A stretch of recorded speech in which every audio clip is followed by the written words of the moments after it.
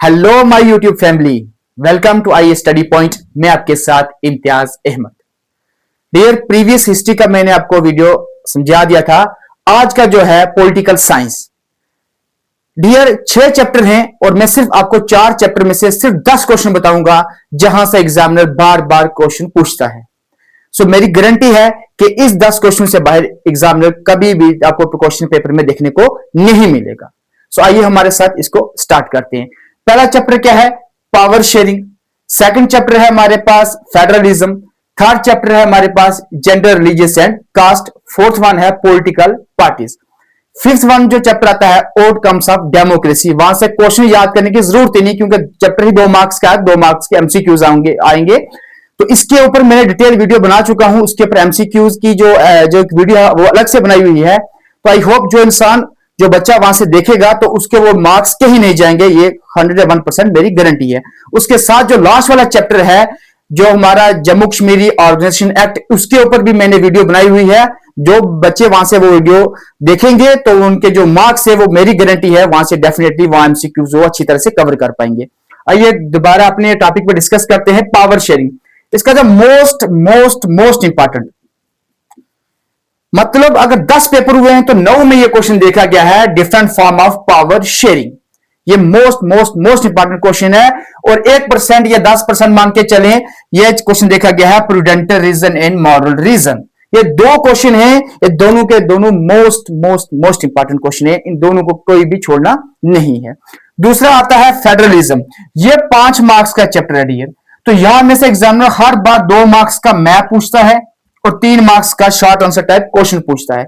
सो उसमें से आप शॉर्ट आंसर टाइप क्वेश्चन जो देखने को मिलेगा वो है federal form of government and unitary form of government में डिफरेंस, कि फेडरलिज्म क्या होता है, गवर्नमेंट क्या होती है और यूनिटरी फॉर्म ऑफ गवर्नमेंट क्या होती है। उसके साथ साथ आपके बुक का क्वेश्चन नंबर 9 और क्वेश्चन नंबर 11 भी पेपर में पूछा गया है। इस बार भी चांसेस हैं उसके आने के।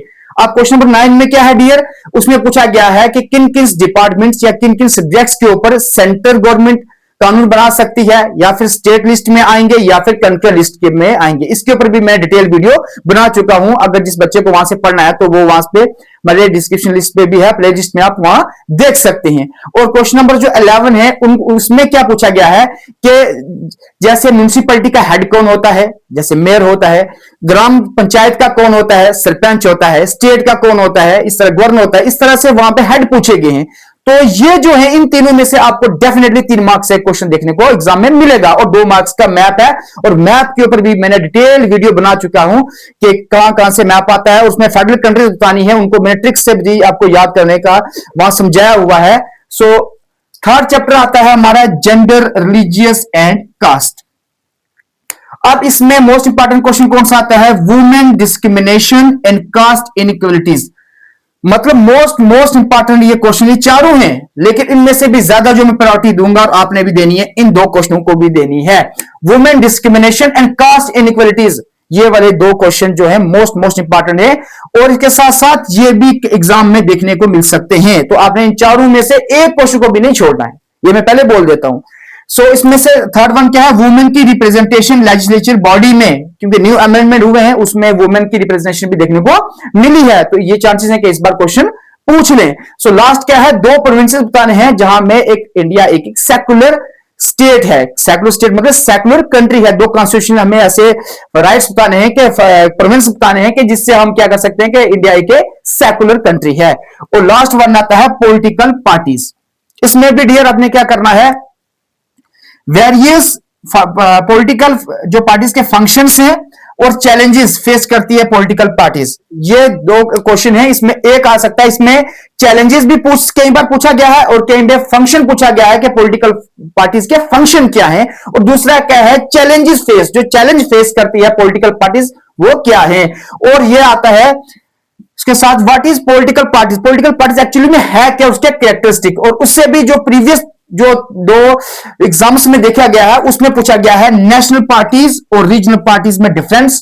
और उसके साथ साथ यह पूछा गया है कि नेशनल पार्टीज कौन सी होती हैं और कौन कौन सा क्राइटेरिया है, और उसके साथ साथ रीजनल पार्टीज कौन सी होती हैं, उसका क्या क्या क्राइटेरिया है। बच्चे अक्सर इसमें कंफ्यूज जाते हैं कि रीजनल पार्टीज मतलब जो स्टेट पार्टीज होती हैं, जो अपनी स्टेट के अंदर ही हैं, और बच्चे क्या कर देते हैं, सीधा उस पर क्या लिख देते हैं बच्चा, बीजेपी। अब ऐसे नहीं लिखना है, उसका पूरा नाम लिखना है, भारतीय जनता पार्टी, उसके साथ आईएनसी, ऐसे नहीं लिखना है, इंडियन नेशनल कांग्रेस, इस तरह से पूरा नाम लिखना है।